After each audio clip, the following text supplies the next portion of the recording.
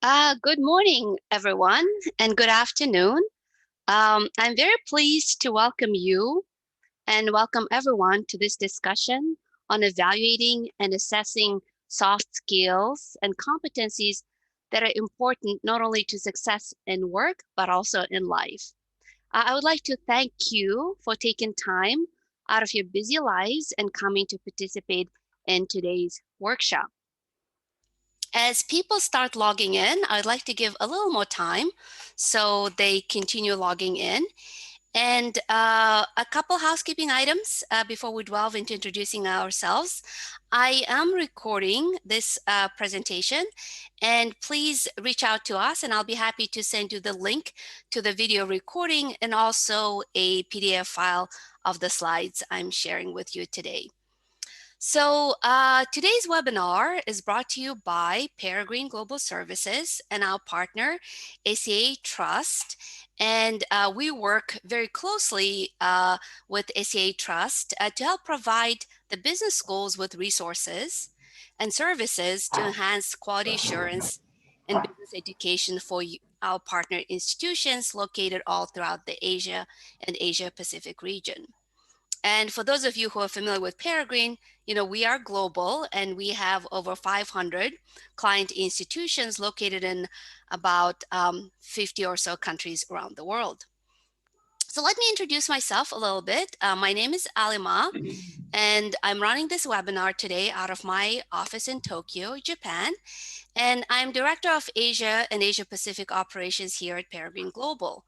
My areas of expertise and consulting work include higher education quality, training, communications, leadership development, global partnerships, and quality assurance and assessment in higher education. So I have my colleague here, my partner in crime, Mr. Tathatri Raman, joining me from New Delhi. And I'd like to give to allow my colleague here to introduce himself. I know you're Yeah, having a little thank bit issue with the video, but yeah, we'll use the I voice. yeah, I do have a little bit of an issue with my video. Something happened, and I'm not able to rectify it. That's fair enough, I guess. Well, this is Totatri Raman. I'm the chairman of the CR Trust, Standards for Education Advancement Accreditation Trust. We've been working with Peregrine for the last decade or more, I guess. Uh, a lot more than that, I guess. And it's been a very interesting journey that we've been having together. And the business schools in India, the basic concept that we are working with is that we should get global benchmarks of quality. This is through accreditation and also the support services. So Peregrine has been the most crucial supporter for building international level quality in India. So that's briefly the way we work with Peregrine. And this series have been conceived with the idea of digital transformation in mind. So the transformation is already taking place big time, and a lot more of tools and subjects are coming up thanks to the digitalization of the global education space. So Peregrine is already there for the last almost a decade. They in fact have sort of saw through the coming digital revolution in which we are now. We are very much part of the digital revolution now. And today's workshop is the fourth one in the series that we are presenting, Digital Transformation Workshop. In this particular workshop is focused on soft skills. Often soft skills are not really understood very clearly. And this particular thing would really help us to understand what soft skill is all about. And more than all that, assessing soft skills is the most important aspect. So this is the focus of this workshop. Thanks, Salima. Over to you. Great, thank you so much. And we are honored and very pleased to be offering, as my colleague Totatri mentioned, a series of webinars to assist you with your digital transformation. If you wanted to review any of our past webinar video recordings, they're available on our YouTube channel. If you search Peregrine Global Services, you'll be able to see all of the video recordings of our previous webinars. Also, reach out to Mr. Raman or myself, and we'll be happy to provide you with the links to those video recordings. Also, please feel free to visit Peregrine Global Services. We have tons of resources there. And, again, available for your, contacts, myself and Mr. Raman as well. So we would like to hold an interactive webinar. We do try to make it as much as possible in this setting. And there are multiple ways for you to participate. So when we offer poll questions, please respond to them. And if you have any questions, ask them in the question panel. Also, feel free to leave comments, and thank you to a number of you who have been already sending out messages through the chat box. If you have a question that needs immediate assistance, please feel free to raise your hand and I can try to give you an opportunity to speak. But also we plan to leave a good amount of Q&A time at the end of the webinar. So that depends how far we go through the content, but I do plan to give you an opportunity to ask your questions. But in case if we don't get to your questions during the webinar, during this workshop, feel free to email your questions to us after the session. So give you a little idea of what we are going to talk about during this workshop. So we'll start with the why soft skills, right? So what are the challenges we face today? What does it mean when we look at challenges and trying to offer solutions to overcome them, right? And as Mr. Raman mentioned, there's quite a nexus in terms of assessing it, and it's tied to developing. Once you assess something, once you measure something, you will be able to make some educated changes to mitigate the current situation, right? There's also an accreditation nexus, as with all of our services, be it business knowledge assessment, be it gamification or online simulation solutions we offer you. So with EvaluSkills, there is an accreditation nexus between developing workplace readiness skills and competencies and meeting the accreditation standards and requirements. The next, we'll talk about the actual EvaluSkills, a soft skills assessment tool that we have developed as a solution to evaluating the attainment of professional competencies and soft skills in our learners and graduates. So after that, I'll discuss the different reports you will be able to generate as part of the EvaluSkills service and how to use the results for your continuous improvement work, right? How to identify the areas of weakness in your program so you could really work on improving those results. So as I've mentioned, we will end the presentation with a Q&A session. So a number of you I see have attended our professional skills career development webinar that we have offered about a few weeks ago. So I just wanted to refresh your memory as to what do we mean by professional skills, right? So professional skills are a combination of people skills, social skills, communication skills, and character or personality traits that enable you to navigate your environment and work well with others. These professional skills are career competencies that often are not taught or acquired as part of a student's academic coursework. So as you are very well familiar with, there have been countless studies, research reports, and media outlets that have highlighted significant skill gaps found in our workforce of today, right? The workplace skills, also often referred to as soft skills, are these personal qualities necessary for situational awareness and workplace effectiveness. Now, these skills include adaptability, communication, and creative thinking to start with, right? And over the years, employers and higher education institutions have found difficulty in defining, evaluating, and developing these skills. So as I mentioned, there are a number of surveys and studies that have been conducted, which you're, I'm sure, very familiar with. But here are some examples. In 2016, the Wall Street Journal Employer Survey found that 92% of executives consider soft skills and technical skills to be equally important. Now, through a LinkedIn survey, 60% of human resource managers stated that lack of soft skills in leadership limits company productivity levels. And there's another study out of MIT Sloan School of Business that came out and said they actually conducted some soft skills training at a number of factories.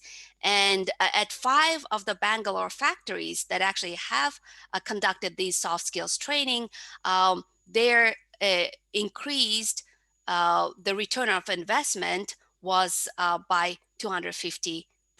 So these are some significant numbers, right? And just to add you another one is a report by the Society for Human Resource Management noted that skill shortages in new graduates, entering workforce are quite prevalent, and they have identified those top skills, top soft skills that are missing in our graduates to be problem solving, communication, critical thinking, innovation, creativity, ability to deal with complex and ambiguous situations, and adaptability. So these are not surprising, right? And another study by 500 CEOs said that for a long-term job success, the people skills constitute 75% of success versus 25%, which is devoted to technical knowledge and so forth. So we are, very familiar that quite rightfully so, the most important skills that are needed in industry are, again, leadership, management, and communication. Now, this is according to the Cambridge Market Intelligence Report. So now let's get to our academia, right? What are you as academic institutions doing in order to develop and teach your students these workplace soft skills? So I would like to open this poll question to you at this time. So please think about your academic programs, right? And then answer this question as to, are you developing and teaching these soft skills, workplace readiness skills as part of your academic programs? And as the answers keep coming in, I'm looking at your responses. Well, this is very good news. I mean, I would like to close the polling at this point. Okay, I'll keep it just a little more. I do already have more than 70% responded. But with this particular group of workshop attendees today, the yes is 90%. So good for you. Kudos to you. And then 10% don't have any soft skills being taught to your students as part of your academic programs. So I take it then you're here to fine tune, to improve, and to, sustain what you're offering to your students already, which is already a good place to start with. I haven't had this high response to yes in a while to this particular polling question. So I wanted to bring your attention to another partner, National Association of Colleges and Employers. This is an organization out of the US, and it forms a bridge between higher education institutions and human resource professionals, right? And through an interactive process involving both higher education and human resource recruiting staff at more than 600 employers, NACE has identified 8 competencies that represent what career professionals should be helping their students achieve and what employers are broadly looking for in their ideal candidates. Now we have leading edge learning modules that cover a broad range of topics under the following categories as well. So feel free to check out our website. And these are really good resources for higher education to further develop your students' professional skills. So NACE, as I mentioned, has identified these 8 competencies, and they fall under these categories of critical thinking, problem solving, oral and written communication, teamwork, collaboration, digital technology, leadership, professionalism and work ethic, and career management, along with global and intercultural fluency. So I wanted to ask another question, right? So you said that was a really good result, that you do have teaching of soft skills as part of your academic programs. So the next question, okay, there you go. I'm launching it. The next question I wanted to ask you, now that you said you do have ways and means of teaching soft skills to your learners, now my question is, do you have a standalone, specifically designed workplace soft skill modules or content or program for teaching those, particular skills? So I'm looking for something that's more specific, more geared, and more, tailored to covering these soft skills as part of your maybe standalone and targeted program. And as I see the responses coming in, oh, I'm really enjoying this group. You guys are really doing well and really focused on helping your learners to develop these career readiness skills. So I'm very pleased. So I would like to end the polling and share the results. I'm very pleased to see that 80% of you have a standalone, a particular soft skills targeted module or content for developing these soft skills in your learners. So I hope you see the results, right? Let me know in the chat box if there are any issues or if you see or don't see the results, because I'm sharing them. Okay, I'd like to close the sharing. So this is part of the interactive. Thank you for answering these questions. And then we would like to take a look at various ways to develop soft skills in your learners. So I'm sure many of you are employing some of these methods and undertaking a number of different activities to develop these soft skills and workplace readiness skills in our learners. So within the business schools and programs, I think we're pretty good at being innovative, right? At bringing experiential learning and action learning into our programs. Many of you have partnerships with companies that offer internships or business experiences to your learners. And there are many workshop case studies, be it business case studies or leadership focused case studies that you offer to your students. More and more gamification and simulation exercises are incorporated into your programs. And then there's a number of you who are involved with cross-cultural, cross-program, or transversal student projects. And then many of you have collaborations between either for-profit or non-profit organizations to give that really hands-on experience to your learners where they really develop these workplace readiness skills.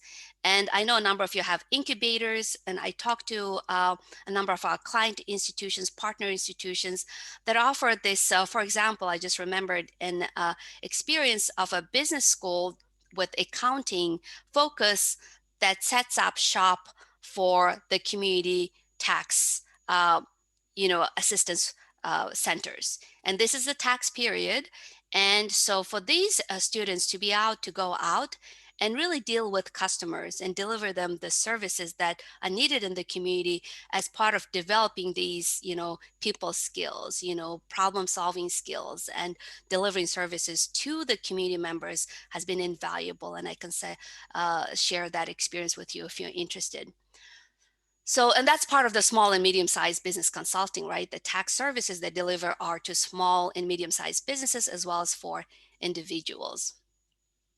So I wanted to kind of bring our discussion to now, why do we need to assess these soft skills, right? And here are some of the common reasons that I'm sure you are very familiar with.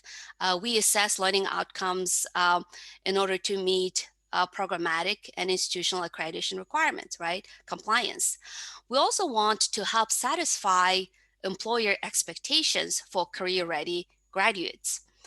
We also want to demonstrate attainment of career readiness competencies by our graduates. And then we want to be able to provide our students, our learners, with actionable feedback for continuous skill development, not only during their studies at our institutions, but also in their future careers. But then we all are very familiar with, especially those of you who are offering these soft skills, that assessing them is quite challenging, right? And the reason is that it is hard to identify which soft skills you should focus in your program, or identify as part of your learning outcomes. There's also a lack of standard categorization of those soft skills. Sometimes they appear quite one-dimensional. And the actual term soft skill itself could be quite misleading, right? And when you're assessing these skills that are quite intangible, right, it's hard to get that subjectivity out of the evaluation. Every one of us have our internal biases. So to be able to provide an objective assessment tool, not only for meeting your accreditation requirements, but also for assisting your learners with personal feedback, are all of the areas that we find quite challenging. And here's a little cartoon that says, a potential job seeker talking to a recruiting officer. And, in answering a question, the person says, I think I'm decisive. Can I back to you on that? So bring a little humor to the presentation today. So then when we measure soft skills, right, we are able, of course, as was discussed in the previous slide, to demonstrate that learning outcomes requirements are in compliance for programmatic institutional accreditation. But we are able to strengthen our workforce by developing career readiness, and we can demonstrate it through measuring the soft skills that we are developing and departing upon our graduates. We want to help our learners to develop these competencies, not only to get the job, right, but also to keep it once they offered these opportunities. And then we would like to measure these soft skills so that we can enhance the long-term personal and professional development of learners with the actionable feedback that drives continuous improvement. And then as an academic programs, we really want to understand better where might be the pitfalls, where might be the areas of weaknesses in our academic program delivery that could, seek some improvement.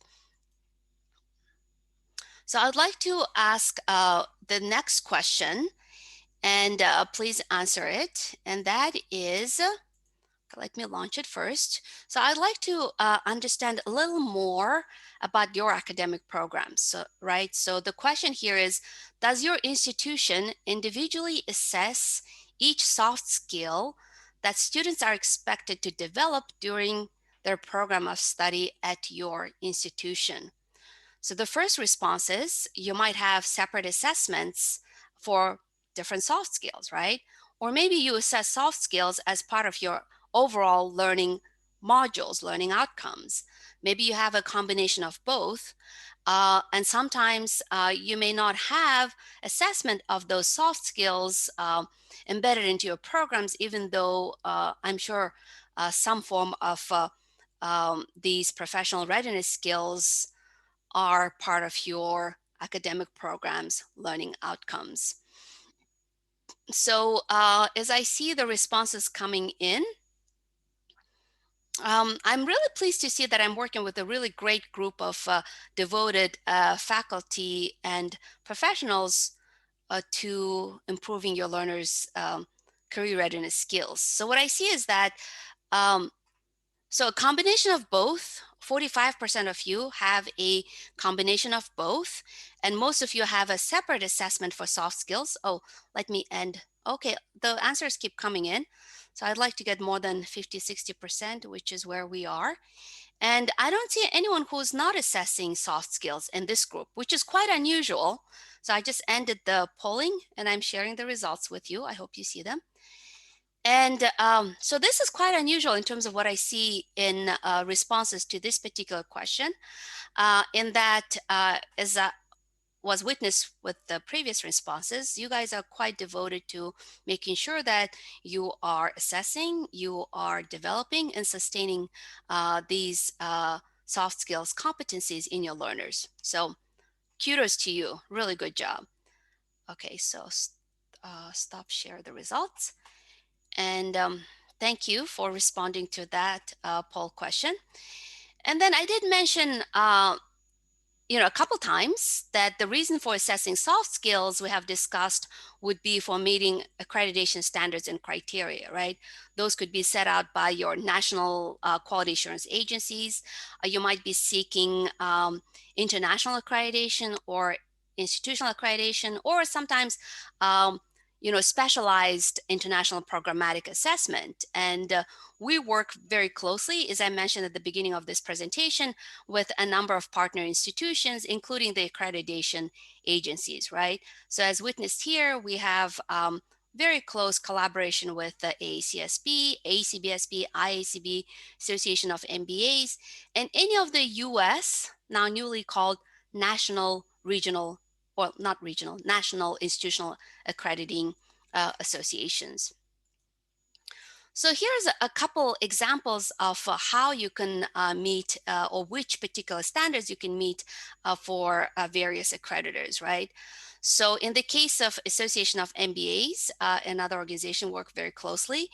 In their Principle 6, they have specifically laid out that your graduates need to have competencies developed in leadership, teamwork, critical thinking, decision-making, lifelong learning, integrity, and cross-cultural effectiveness, and so forth, right? So you'll be able to hit the nail right there on the target. Another case is a U.S. institutional accreditor. It's a national, or could be now international accreditor, and that's WASC. And I know a number of you have WASC accreditation. So WASC states that it is imperative of academic institutions to conduct assessment of learning, but most importantly, the assessment results need to be used for making improvements in the program and learning of students, and be incorporated into making academic planning and decision-making processes. So that goes right into the heart of the focus of accreditation on being continuous improvement, right? How do you continually evaluate and improve what you're doing and how you're doing it? So with all of our assessments, including our business education, knowledge-based assessment, GB assessment, and the soft skills, EvaluSkills assessment, we provide you with the data and the analytics and metrics that help you with improving on the results, right? You want to be able to use the results in order to go back into your academic programs. And once you identify the areas of weaknesses or the gaps, then you can make the changes that are necessary to see if those changes in fact have had a positive impact on the results. So that brings us to the EvaluSkills. And I'm really excited to share with you this solution. And I know I've alluded to this assessment tool in our previous 3 presentations. So ta-da! So here's the unveiling of it in full force. And this is EvaluSkills as a tool for measuring and developing soft skills. And I'd like to share a little bit of a history of Peregrine for those of you who may not be as familiar with us, right? So before launching ourselves into the world of academic assessment, Peregrine began as Peregrine Leadership Institute, providing in-person workshops and one-on-one coaching and mentoring to develop new leaders, and that was mostly in industry. We still have the Peregrine Leadership Institute folded into Peregrine Global Services along with Peregrine Academic Services. So if you wanted to learn more about the leadership side of activities, feel free to reach out to us or check our website. So then part of that leadership program was developing self-awareness through 360-degree evaluations. Now, over the years, we recognized there was need in higher education for the soft skills assessment. So we adapted the concept of our 360-degree evaluation used in industry to provide students with the valuable feedback on their interpersonal skills. So, so in the previous poll question, many of you reported that you actually do have a way of assessing those soft skills. And here I'd like to offer you another way of looking how to fill in that gap, right? So what is EvaluSkills? It is an online tool that encompasses a 360-degree evaluating process that utilizes the perspectives of evaluators. So in our case, the participants are the students who are seeking feedback from their professors or instructors, could be faculty or staff, or academic advisors, could be peers, and if they've had any internships, it could be their supervisors or fellow students who were participating in the same internship. A lot of you have the MBA programs. I'd like to see a lot of you have MBA programs or executive MBA programs, which would be ideal for implementing EvaluSkills because they have their supervisors, their past colleagues or current colleagues, and so forth.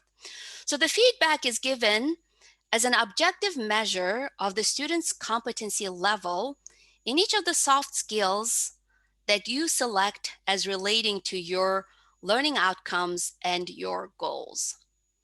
The evaluation process allows you to understand the areas of strengths and opportunities for improvement.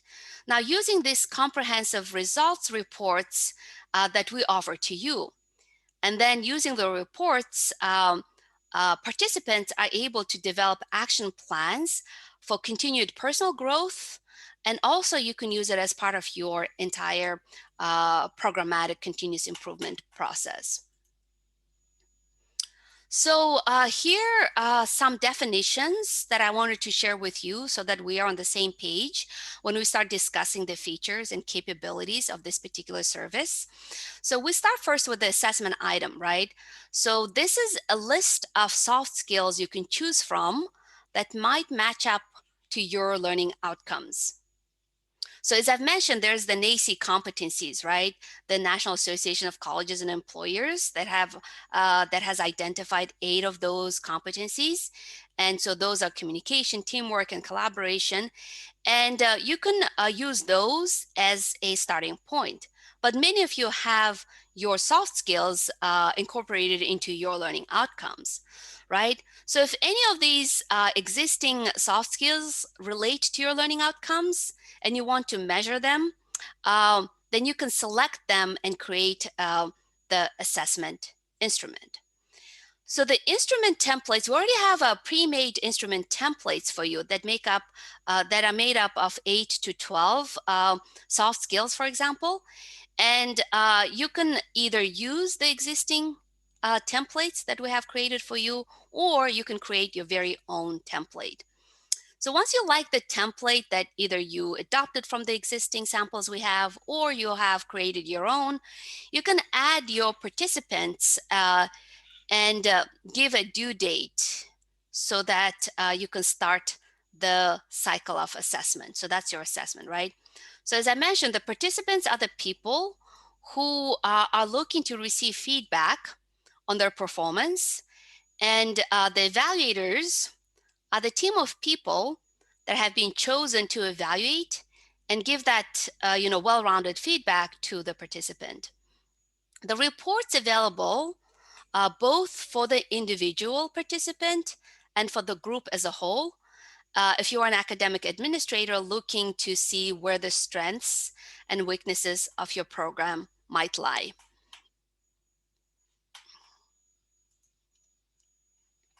So one of the benefits of this particular service is that it is very flexible and it is customizable.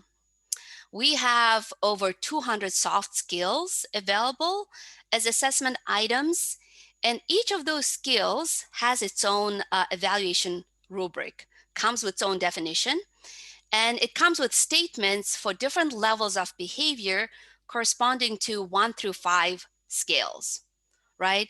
So sample behaviors are given to go along with each scale, and that in turn gives the evaluators a greater sense of what is meant by, for example, competent, right?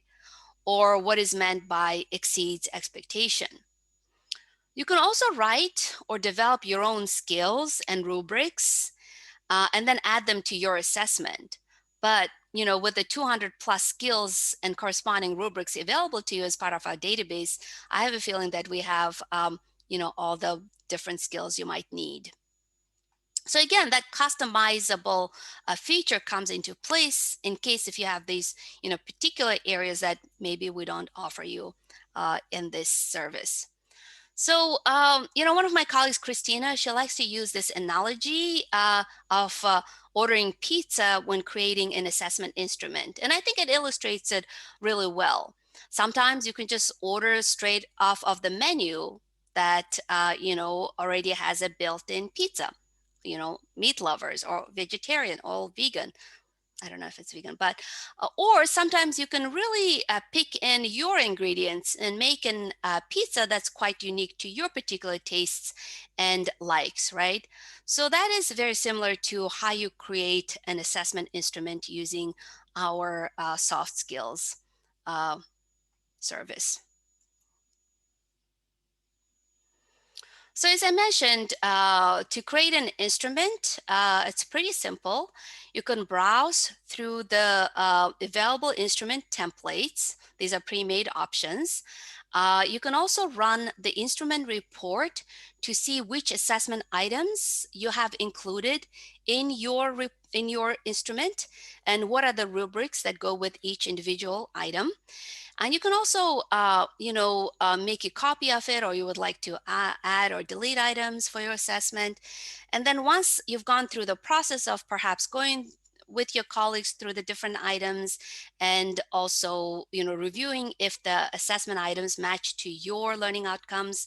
Once all of that process is completed, you can, click on the Create Assessment button, and you will have a template. You can also, again, share with your colleagues or make it final as well.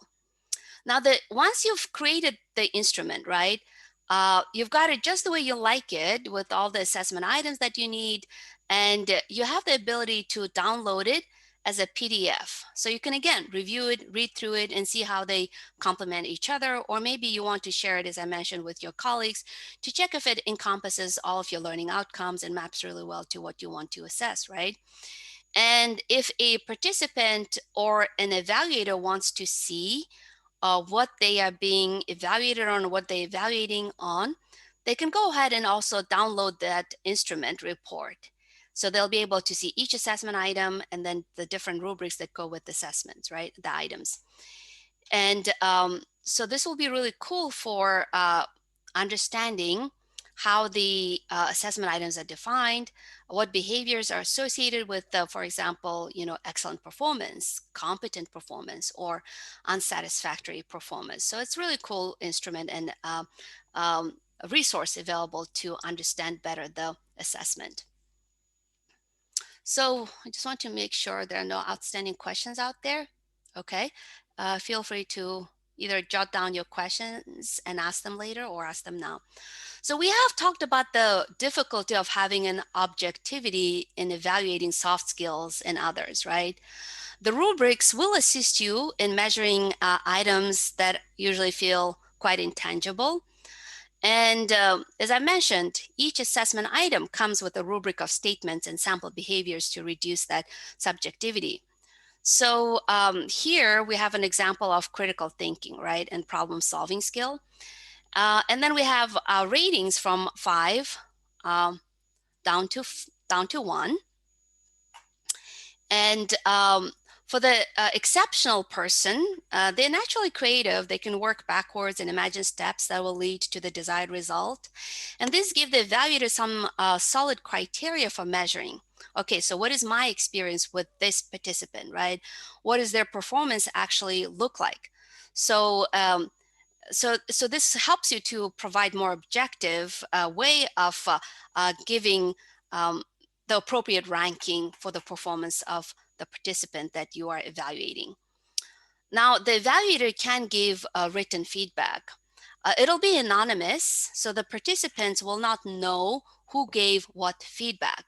They'll just collect the feedback, the written input as a list from all the evaluators, and then it really helps them to understand as to why they were evaluated to be excelling in certain areas and maybe where they might have disappointed someone, right? And if they can take that and build upon their perceived weaknesses, the participants are well on their way to improving and developing those particular professional skills. So EvaluSkills provides school officials and employers with access to an administrative site. And this allows them to easily manage the process and receive long-term access to all their students' data. The authorized administrator from your school can manage this process, go in and add participants. They can add evaluators for people, create and manage various instruments to address specific needs of different groups of your participants. They can monitor the progress to see how it's going, and then see which evaluations have been completed, which need to be sent out an additional message to remind to the evaluators that they have an outstanding evaluation that needs to be completed, and so forth. So you will be provided with the ability to generate reports and run comparative reports demonstrating improvement over time from this administrative site. So this is very easy to use interface as well. We have an excellent team of client services managers. They're always happy to sit down with you and provide you training, or sit down and run with you your reports. So don't feel like you're out there alone trying to learn how to manage this site. So in terms of evaluators, right, there are a couple ways to select them. A lot of the times you will have your participants select their own evaluators. You'll tell them you need to have a minimum number of, say, 2, 3 to 5 evaluators. And then you can also kind of have a participant select maybe 2 or 3. You can also assign evaluators for your participants. And so these are all flexible options for you, right? And so you can have, again, many ways to assign evaluators. It could be mentors that are overseeing projects, for example, that, your students, if they're involved in capstone projects. Or you can have an advisor that has been working with the student for a long time. And it could be a combination of both, as I mentioned, that participants can choose, or administrator can assign those evaluators. So once the administrator has gone through the assessment cycle with a group of participants, they can track these results over time, as I've mentioned. Now, this particular graphic is showing progress at 2 different points in time. This could also be 2 separate cohorts if you wanted to see how well each group is performing against the other. So, not all programs will have the same importance placed on certain soft skills, right? For example, creativity and innovation might be stronger in a marketing program, and attention to detail might be a greater focus in your accounting program. So here you could compare groups against each other, right? You could compare performance, for example, of incoming MBA students against those that have graduated and have done some internships to see if they have built upon their initial performance. All right, I want to make sure that how we're doing on time. Okay, so I'm kind of wrap up and go at a little higher speed. So the participants, right? So participants have some homework to do here. They need to do, they need to create their profile. They need to log into the platform. They need to upload their picture, so that evaluators can recognize who they are evaluating. And I was talking to a director of a business program at one of our schools in East Asia, and he mentioned that his students actually have never been entrusted with either self-evaluation or evaluating others, like in peer evaluations. So this exercise will provide them with that opportunity and train them in that competency. So this is another dimension of using EvaluSkills in your learners, right? And students will be able to, decide who the evaluators are. They can run their instrument report and get a better understanding of what they're being evaluated on. They can also complete their own self-evaluation to see how they see themselves versus the, average of the evaluators on his or her performance. They can also run the participant report when the assessment cycle is closed, and then they can also create an action plan. And I'll show you what that looks like in a moment. And there are some other best practices I'll be happy to share with you, and I can share that one-on-one on if we have questions or someone asks about it. So let's see, here's a snapshot of a participant's dashboard, and they can check the status of any pending assessments. They can run a report on their individual results, download a copy of the instrument, or they can also send a reminder to the evaluators that they have, a week to complete their evaluation and so forth. Now, the evaluators, also have a role, of course. They can set a password. They have access to an account. They can view the evaluations on their dashboard that currently they have been asked to provide feedback for different students. And then a nice thing is that they can also run the instrument report for different evaluations to make sure that they have full knowledge and understanding of the assessment tool, but also they can go back and review previously submitted evaluations to make sure that they're being consistent, right? That they're being cohesive in the way they are evaluating students. So it's also a pretty cool tool for the evaluator, and it's streamlined, it's automated, so it makes the life of the evaluator pretty seamless and fairly easy to do. As I mentioned, from the evaluator's perspective, they can compare the individual participants' experience against the statements and behavior samples and scaling that's shown in the rubric. So they're not out there being asked to evaluate on something that, they don't have any reference for. So once the evaluations are completed, of course, they submit it, and once the minimum number of evaluations has been completed, the participant can generate the individual student results report. And then, as I mentioned, all responses are confidential. They all averaged, and all the feedback is just provided to the participant as a list of comments. So let's see, as with all of our business programmatic, evaluation services, and here with soft skills evaluation service, we offer you expansive reporting capability.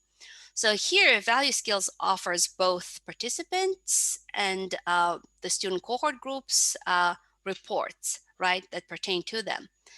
And it gives individuals a greater understanding of their strengths and weaknesses, and then offer a snapshot of the group's performance on intended learning outcomes.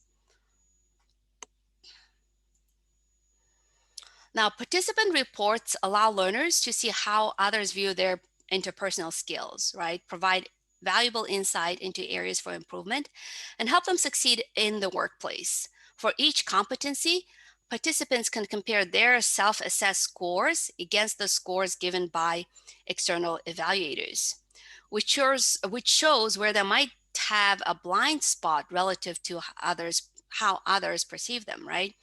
So the quantitative data and qualitative comments assist learners in creating an action plan to sustain strengths, mitigate weaknesses, and hold themselves accountable. So the learner also uses the participant report to build an action plan for self-development. So here's, you can see that the blue line shows the participant's average score, and it makes it very easy for the participant to see where their relative strengths and areas of improvement lie in connection to that average. So you can see, we can look at, let's see, curiosity being really above average.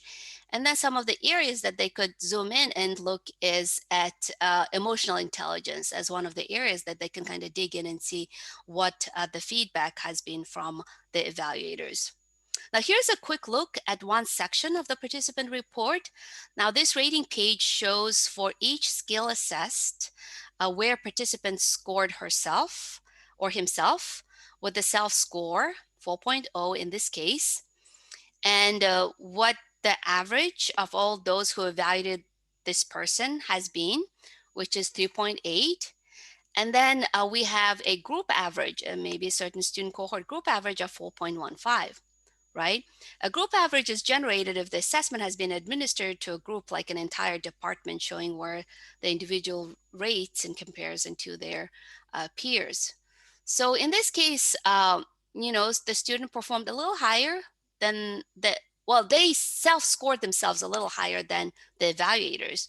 So maybe it could be a little of a blind spot, and they definitely did score lower than the group average. So this could be an area where they can look and see what the feedback has been, and if there's anything that a learner could do to improve as far as this emotional intelligence competency is concerned.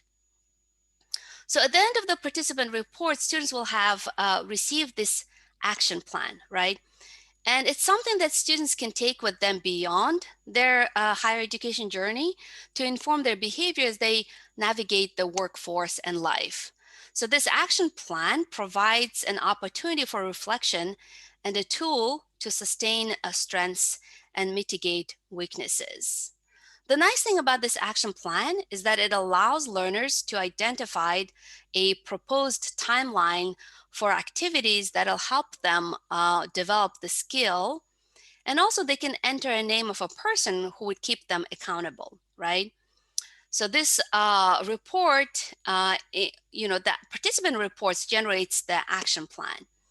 And so it helps them to add in some, SMART goals and suggests, what kind of, activities and tasks to take on in order to achieve the goals. So this is something that's, students really appreciate and enjoy receiving and working on as part of the participant report. So with group reports, as you would expect, it provides the overall strengths and developmental areas of your academic program, or if it was a student cohort group. And you can also use it as part of you can use EvaluSkills as part of your faculty and staff development. And this is the group reports provide valuable information in planning curriculum changes or identifying the developmental needs of a particular student cohort group in your program, right? If you use pre-tests and post-tests to measure improvement in workplace skills, then you'll be able to illustrate how a program has influenced the development of those skills over time. And in this report, you'll be able to see who are the top performers and who are the individuals who might be lagging in different competencies. So there's another snapshot that tells you which are the areas of your group's strengths going to weaker points. So in this example, accountability, starting from strength and accountability, going to value and diversity, being as one of the weaker areas. All right, so there are a number of best practices, a number of ways to use EvaluSkills in your academic programs. So for example, for your graduating undergraduate students, right, you can use it as part of the assessment at the end of the academic program for programmatic evaluation and to provide students with an action plan. But if you have graduate students, who are about to either graduate from your master's or doctoral programs and getting ready to re-enter the job market or advance in their careers, you can offer it also as a pre-program and post-program assessment to directly measure your learning outcomes. The action plan from the pre-program assessment could be used by the students for skill development throughout their academic degree program. And as I mentioned, you can use it for staff and faculty development in order to align it with your mission, vision, and values of your organization. We have just published, I'm trying to leave some good amount of time for your questions. We have just published a white paper on EvaluSkills, and we have Wyższa Szkoła Bankowa in Gdańsk. We call it WSB Gdańsk, a higher education institution located in Poland. And we also have the Mountain West Credit Union Association out of covering Wyoming, Colorado, and Arizona that carried out our assessment in 2019 and 2020, respectively. Now, in the case of WSB Gdansk, they have used it in their 18-month executive MBA leadership program. So they use it as a pre and post test. And in the case of the Mountain West Credit Union Association, they also used it to evaluate learning outcomes for an 8-month leadership development program of mid-career union professionals. So this is available on our website. Feel free to check it out. And then in conclusion, having this flexible, customizable assessment instrument provides you with an assessment that is mapped to your learning outcomes and the competencies that are relevant to your academic programs, right? As I've mentioned, you can add your own items, or in the case of the Gdansk University in Poland, they actually have translated the instrument into Polish. Now, having standardized rubrics is critical to that objectivity and consistency of evaluations, and an administrative site to manage the process saves valuable time and resources through automation and ease of administration of the assessment, and ability to assess your data and reports whenever you need them. So participant action plans are imperative to identifying blind spots, helping to mitigate them, sustaining strengths, and improving weaknesses. Now, group reports provide information about the overall strengths and developmental areas of an organization, program, or student cohort group, whichever could be. And then this information can be valuable in planning curriculum changes or identifying the developmental needs of a particular group. Additionally, using pre-tests and post-tests to measure improvement in workplace skills can illustrate how a program has influenced the development of those skills over time in your learners. So these are the areas I wanted to focus on, and I will be happy to send you, as I mentioned, the link to the video recording of the webinar, and also free access to EvaluSkills tool for faculty who want to review and evaluate it. So this, I have a last poll question. So if you could answer this question for me in terms of how can we help you, right? What do you need from us? And the options are, if you would like to receive free access to EvaluSkills and the white paper, please select that choice. If you would like to schedule a call or a meeting to discuss further, either the EvaluSkills or any of our other solutions, including the Global Business Education, the CPC-based assessment exam for measuring your learning outcomes, one day, a strategy simulation, a tool for assisting your students with critical thinking, or any of the areas, feel free to click that option. And if you wanted to address specifically your assessment assurance of learning plans, that's an option there. But if you want to receive just email with more information about any of our solutions we offer you, please do let me know. And as I'd like to receive at least 50% of you responding to this question before I close the poll. And thank you very much for answering. And so most of you would like to receive access to EvaluSkills and the white paper, and then you still want to have more information coming your way about different solutions that Peregrine offers as it relates to digital instructional transformation and online solutions. So here I would like to, I know I was planning to leave a little more time to answer your questions. All right, so let's get to your questions. Can I Yes, interrupt go for ahead. a second? Yes, go ahead. Okay, I just want to quickly add something here. Mhm. The National Accreditation Assessment Council here, NAC, and then MBA. These are the two accreditation systems at this point of time, which most of the Indian business schools might be going through. Now, if you take NAC, for example, the aspects that they talk about, the 7 criteria, that in which one of the criteria is teaching, learning, and evaluation. That's an area where definitely this tool will be very greatly useful, and student support and progression. This is the other criteria in which in NAC, this will be useful, definitely. And if you talk in terms of NBA, you do have vision mission is fine, and program outcomes very specific, but it may not be that useful here. But number 7, which is the academic support units and teaching learning process. The teaching learning process evaluation, to a large extent, this tool could be used. And last, number 4, student performance, in terms of what are the criteria that we use. And last one, continuous improvement. These are the criteria in which for MBA and the previous one for NAC, these tools could be used. And there are some related questions. For example, there's a question from Narinder Garcha. That is, he is from the LPU, that is Lovely Professional University. And is this tool diagnostic to identify gaps? This is a question. Or is it executed at regular level to see student progression? So you can use it for both, right?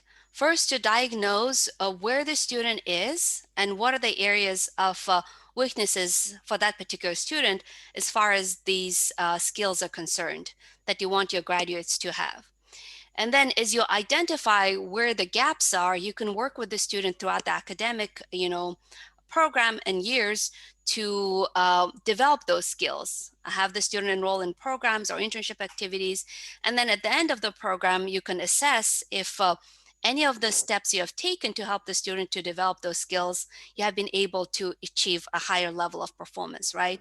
So it's both diagnostic to identify the areas of strengths and gaps, not only in your learners, but also you can look at your student group, right? At your program overall, also at your student cohorts overall. So I would say you can use it as both a tool to assess where your students are, where might be gaps or where might be strengths and weaknesses for your program or for your incoming class, for example, and also use it as a way to, develop those skills and see if the programs, activities, and tasks you have directed towards developing these skills have had any success in your learners. Yeah, there's another question. Can anyone be the evaluator, or it should be from an academic background? This is Carolyn Rees. Okay, yes. So evaluator does not have to be an academic contact. If you have, as I mentioned, internship supervisors that worked with your student closely, or if your student is involved in an executive MBA program and they have current colleagues, supervisors, or people who they supervise, they could provide feedback. So and I didn't mention that when either the participant or an administrator, when they're assigning evaluators, you want to be critical, really thinking about who would be able to provide, actionable and constructive and, good feedback that you can work with that information in order to improve on your soft skills and professional skills. So it could be not limited to academic contacts.